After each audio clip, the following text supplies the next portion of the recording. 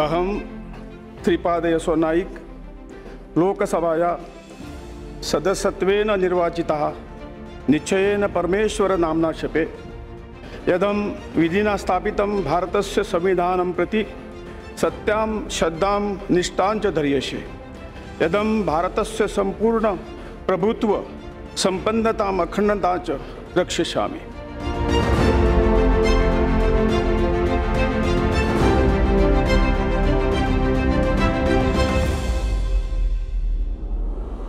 Namaskar, hello and welcome viewers. You're watching the flagship show of Sunset TV, your MP with your host Kriti Mishra.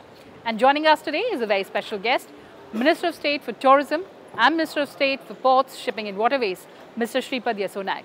So welcome to Sunset TV. Namaskar. And thank you so much for joining us. Thank you. Let's begin talking about your political life and let me take you back to Goa.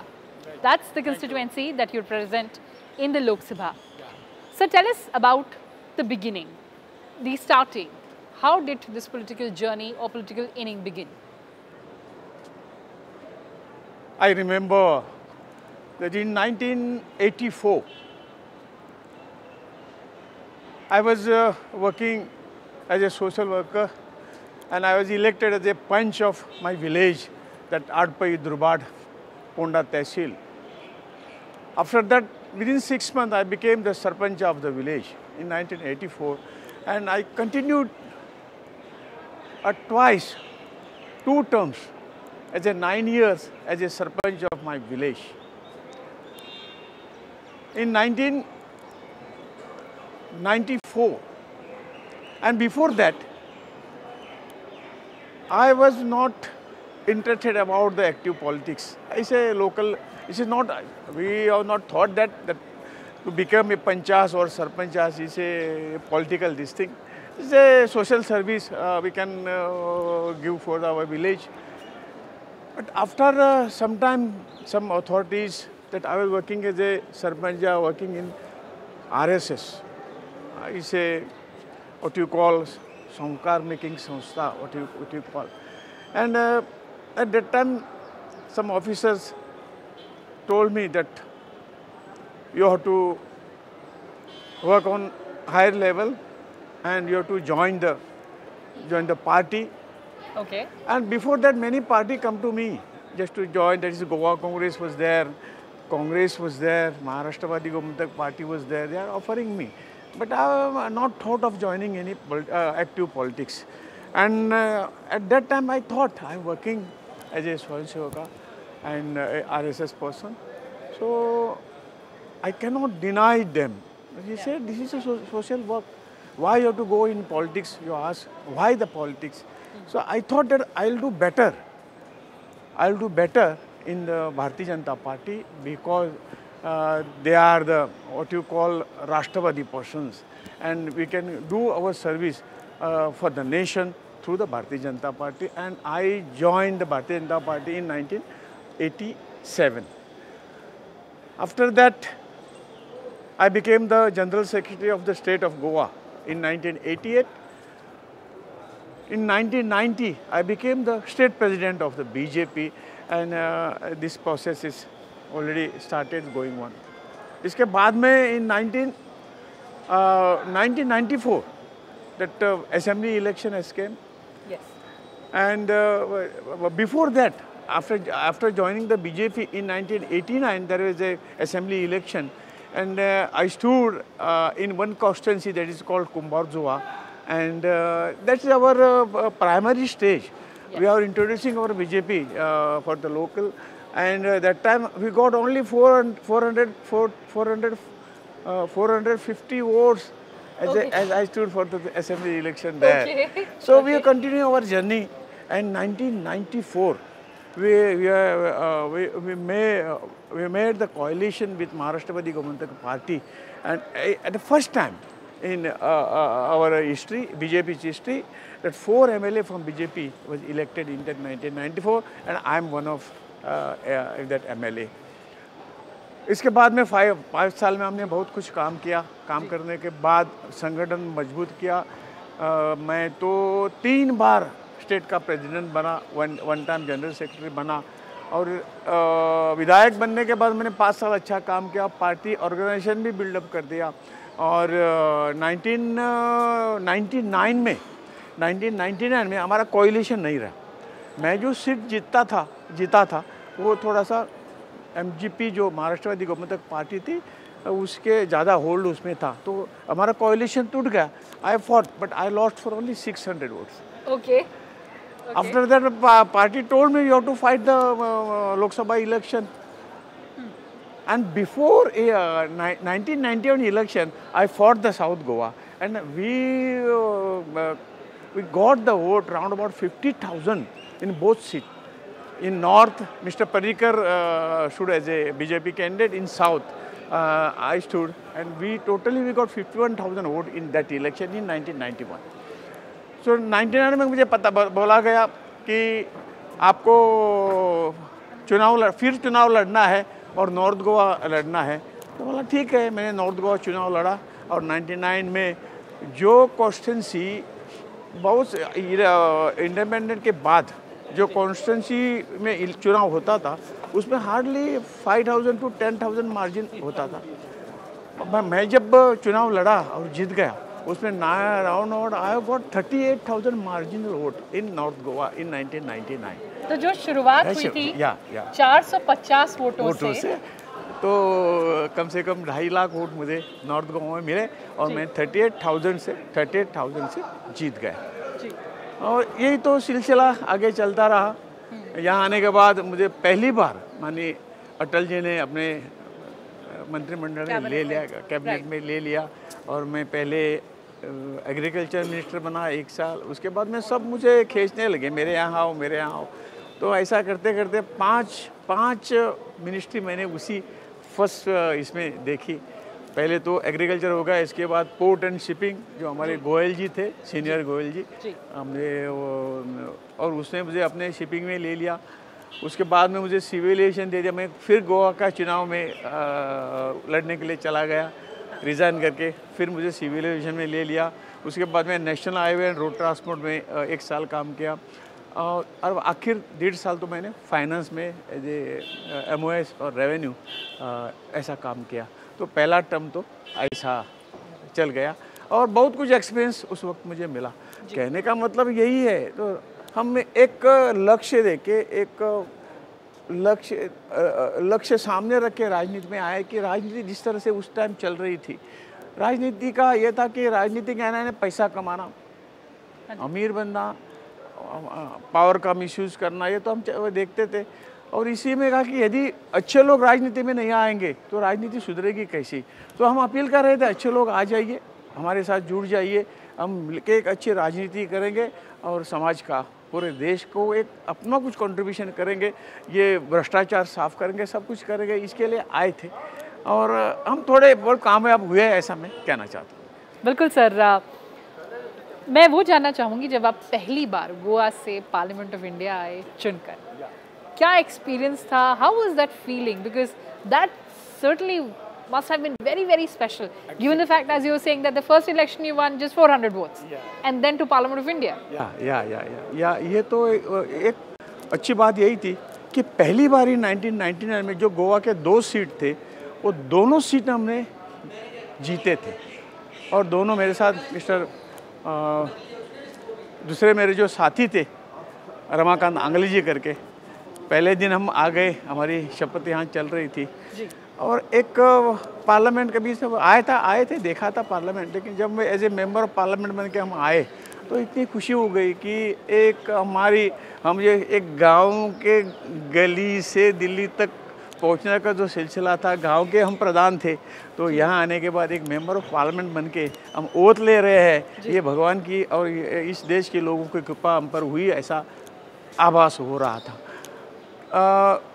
जिस तरह से हम अंदर आ गए, थोड़े confuse थे, पहली बार था ये सब कुछ देख रहा था, सब 500 550 हमारे MP सामने थे, हम उतल रहे थे, और एक ऐसा महसूस हो रहा था कि ये तो सब कुछ लोगों की कृपा से और भगवान की कृपा से ही हो सकता है, नहीं तो ये असंभव है, ऐसा उस वक्त में लगा। और जोश आ गया और ताकत आ गई कि हम एक तो गांव का काम कर रहे थे, एक राज्य का काम करते, अभी तो पूरे देश का हमें काम करने को मिलेगा। और ये सब सोचते सोचते हमें मौका भी मिला कि वाजपेयी जी ने, अटल बिहारी वाजपेयी ने हमको अपने कैबिनेट में ले लिया और सचमुच पूरे देश का काम करने का मौका हम मिल गया। ये तो भाग्य की बात मैं मानता हूँ। बिल्कुल सर, तब के पार्लियामेंट में और अब के पार्लियामेंट में क्या फ़र्क पाते हैं आप, क्योंकि बहुत लंबा राजनीतिक और पार्लियामेंट्री सफ़र रहा है आपका। So what is that big difference that you find today? जो कुछ हमने उस वक्त देखा, एक टॉल लीडरशिप, वाजपेयी जैसे लोग थे, नरसिंह राव जैसे लोग थे, प्रणब मुखर्जी जैसे लोग पार्लियामेंट में हमने देखे। बहुत अच्छे अच्छे लोगों के विचार सुनने का मौका हमें उस वक्त मिल गया। लेकिन आज जिस तरह से पार्लियामेंट चल रही है, ये तो हम उसी काल को कंपेयर नहीं कर सकते। आज राजनीति आंकड़ों की बन गई है और इसी के जरिए जिस तरह से हम आगे बढ़ना चाहते हैं, उसी तरह से आज ओपोजिशन भी के हम ओपोजिशन मैंने सुना था एक बार कांग्रेस सरकार ने जब एक डेलीगेशन हमारा पाकिस्तान में गया था, तभी इस डेलीगेशन का प्रमुख जो है उसको वाजपेयी को बनाया था। ये ऐसी ओपोजिशन और रूलिंग की एक भावना थी कि हम, हाँ ओपोजिशन में वो कहीं भी हो, लेकिन हम देश के खातिर है। ये भावना आज ओपोजिशन में हमें नहीं दिखती। और अटल जी भी कहते थे कि हम यहाँ 5 होंगे, लेकिन बाहर जाने के बाद हमें 101 है। ये बात उन्होंने कही थी कि हमारे देश के खातिर हम सब एक है। ये तो राजनीति का खेल है, तो हमें हम सबको खेलना है, जहाँ जहाँ है वहाँ हमें खेलना है। लेकिन जब हम as a country we should be united, ये तो मैसेज उसके थे। लेकिन आज ये देखने को नहीं मिल रहा है, ये बहुत दुख की बात है। Certainly, sir, as a country we are one. That is a very, very important view. But, sir, talking about the present council. Now, you're a member of the council. You've been given the responsibilities of Ministries of Tourism, Port, Waterways and Shipping as well. Sir, इस मंत्रालय में क्या बड़े achievements रहे, क्या बड़े आपने काम किए और कैसे देखते हैं आप जरूर ये जरूर सफर? बहुत इस मंत्रालय में बहुत, मैंने 7 साल आयुष मंत्रालय जो प्रधानमंत्री ने नया बनाया था, वो शुरू से मैंने 7 साल उसमें रहा। मेरे पास काम करने का मौका माननीय प्रधानमंत्री ने मुझे दे दिया और सही रूप से एक अच्छा काम हमारे हाथ से हो गया। सभी ने सपोर्ट किया, पीएम ने भी सपोर्ट किया, सभी लोगों ने सपोर्ट करके एक अच्छा आयुर्वेदा का और जो हमारी इंडियन पैथी है आयुष का सेटअप हमने ठीक तरह से किया। कई राज्यों में हमने इंस्टीट्यूट बना लिए, हॉस्पिटल कम से कम एक डिस्ट्रिक्ट एक हॉस्पिटल, ऐसा कम से कम 120-25 के आसपास हमने हॉस्पिटल बनाए। जो हमारे काउंसिल के लिए जगह थी वो हमने तैयार करवा के दे दी और सभी पैथी का हमने इंस्टीट्यूट खड़ा किया ताकि लोगों को सेवा हर जगह मिले। हम कह सकते हैं कि आप आयुष पैथी का यूज़ करिए, लेकिन जब तक हमारे पास इंफ्रास्ट्रक्चर नहीं होगा तब कैसे कहेंगे। तो all India institute of Ayurveda यहाँ सरिता विहार में आपने देखा, all India institute of Goa में देखा, नरेला में आपने होम्योपैथी का इंस्टीट्यूट देखा, गाजियाबाद में अपने यूनानी का इंस्टीट्यूट, ये सब जो है उसी काल में करने का मौका मुझे मिला। माननीय प्रधानमंत्री का मैं आभारी हूँ। ये मुझे एक मन से तन से मन से जो काम करने का मौका दिया, इसलिए सब कुछ उनके सहयोग से हो गया। आज मेरे पास पर्यटन मंत्रालय है और पर्यटन ऐसे एक काम है। निश्चित तौर से भगवान की कृपा से जो कुछ भगवान ने भारत को, इंडिया को दे दिया है, बहुत कुछ दे दिया है। हमें कहीं फॉरेन कंट्री में जाने की जरूरत, जो कुछ पूरे वर्ल्ड में है वो हमारे भारत देश में समा हुआ है। इसका किस तरह से हम उपयोग करेंगे, लोगों को सब कुछ तैयार करके इंफ्रास्ट्रक्चर बना के हम लोगों को यहाँ बुलाएंगे, ये काम हमारा चालू है। और टूरिज़्म में हमारे स्वदेश दर्शन स्कीम, इस स्कीम से जरिए हम ऐसे जो आइकॉनिक स्थल है टूरिज़्म के, जहाँ और ASI का भी स्थल है, ये सब उसमें हम करते हैं।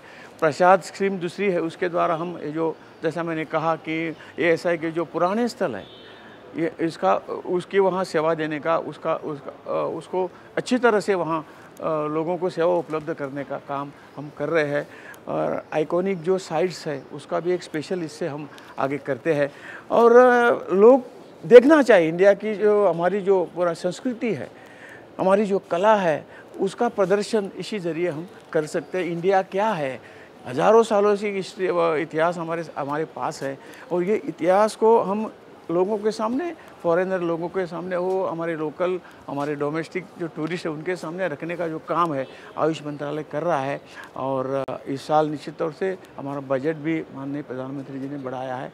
जो कुछ अच्छा करने गया तो वहाँ कोई बजट की कमी नहीं है, और इसलिए टूरिज़्म मंत्रालय अपनी इससे आगे जा रहा है, बढ़ रहा है, और वर्ल्ड में इंडिया इस टूरिज़्म के इसमें बहुत ऊपर तक जाएगा, ये मेरा कहना है। So those are the priorities as far as the tourism ministry is concerned. Tell us about shipping, ports and waterways. Yeah. The kind of work that the government is doing. दूसरा मंत्रालय जो मेरे पास है वो पोर्ट, शिपिंग, वाटरवेज का है, और सही रूप से हमारे पास 7,400 किलोमीटर की कोस्ट लाइन है। नदियाँ इतनी है, उससे डबल, कम से कम 14,000 किलोमीटर की हमारी नदियाँ हैं। आज तक उनका विकास जिस तरह से होना चाहिए था वो हुआ नहीं। तो शिपिंग मंत्रालय आज उस काम को आगे बढ़ाने के लिए तैयार है। हम हर तरह के प्रयास से, सभी प्रयासों से हमारी जो इनलैंड वाटरवेज है उसका विकास करना चाहते हैं। और जो सागरमाला स्कीम जो प्रधानमंत्री ने निकाला है, उस सागरमाला के ये देश में जो 7,400 इस कोस्ट लाइन पे जो पोर्ट, छोटे पोर्ट हो, बड़े पोर्ट हो, हमारे 12 तो मेजर पोर्ट है, वो अच्छा काम कर रहा है। और ये छोटे पोर्ट भी उसको रिपेयर करके जहाँ चाहिए वो नया बना के जो रोड कनेक्टिविटी है उसको रोड कनेक्टिविटी और रेल कनेक्टिविटी देने का प्रयास हमारा इस सागरमाला प्रोजेक्ट के जरिए वो चल रहा है। आज जिस तरह से शिपिंग में हम जितना आगे जाना चाहिए था, उस तरह से हम आज इतने नहीं पहुँचे, लेकिन भविष्य में जो क्रूज टूरिज़्म हो या हमारे शिपिंग का फ्लीट हो, ये सब अच्छी तरह से इस जो भगवान ने हमें जो कुछ दिया है, जो कोस्टल लाइन दी है, सागर दिया हुआ है, समुद्र दिया हुआ है, उसका उपयोग हम, क्योंकि ये जो सी ट्रांसपोर्ट जो है, मोड ऑफ ट्रांसपोर्ट जो सी का जो है, वो सबसे सस्ता पड़ता है। जो रोड का यदि 10 रुपये पड़ गया तो ये 1 रुपये में पड़ता है पर किलोमीटर, और नॉन पॉल्यूटेड, पॉल्यूशन भी इससे हम कम कर सकते हैं। और इसलिए जिस तरह से हम सागर का उपयोग, नदी का उपयोग हमारे इस मोड पे करेंगे तो निश्चित तौर से हम भारत का विकास, देश का विकास आगे बढ़ाने में मदद करेंगे। और आज जो हम पॉल्यूशन को फेस कर रहे हैं, एनवायरनमेंट को फेस कर रहा है, तो भारत ऐसा एक देश बनेगा। भारत सरकार ने, प्रधानमंत्री नरेंद्र भाई मोदी जी के नेतृत्व में ये लिया है कि ये कार्बन हम कम करेंगे, तो ये एक मोड ऑफ ट्रांसपोर्ट है जो हम ये कार्बन कम कर सकते हैं। Absolutely, sir. Those were the priorities that you shared with us as far as the tourism ministry and the Ministry of Ports, Shipping and Waterways are concerned. But sir, thank you so much for sharing your political journey, your parliamentary journey, and of course, the kind of differences that you told us about Parliament then and Parliament now. Well, Mr. Shripad Yesso Nayak, thank you so much for joining us and speaking to us. Well, viewers, that's all we had for you in this edition. Thanks for watching and stay tuned to Sunset TV. Goodbye for now from my side.